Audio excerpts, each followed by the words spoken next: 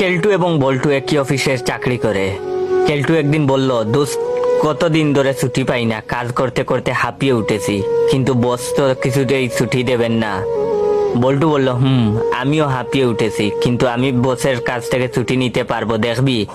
বলেই বল্টু টেবিলের উপর উঠে দাঁড়ালো এবং ছাদ থেকে বেরিয়ে আসা একটি রড ধরে ঝুলতে শুরু করলো। কিছুক্ষণ পর বস এলেন। বস এসে বললেন, এ কি বল্টু, তুমি ঝুলে আছো কেন? বল্টু খুব স্বাভাবিক ভঙ্গিতে বলল, স্যার আমি লাইট তাই ঝুলে আছি। বস ব্রু কুচকে তাকালেন, কিছুক্ষণ ভেবে বললেন, অতিরিক্ত কাজের চাপে তোমার মস্তিষ্ক বিকৃতি দেখা দিছে, তুমি বরং এক সপ্তাহের ছুটি নাও। বল্টু খেলটুর দিকে তাকিয়ে মুচকি হেসে রুম থেকে বিদায় নিল। খেলটু চেয়ে চেয়ে দেখলো বল্টু বেরিয়ে যেতেই সেও বল্টুর পিছু নিল। বস বললেন, সে কি, ছুটি তো ওকে দিয়েছি, তুমি কোথায় যাচ্ছ?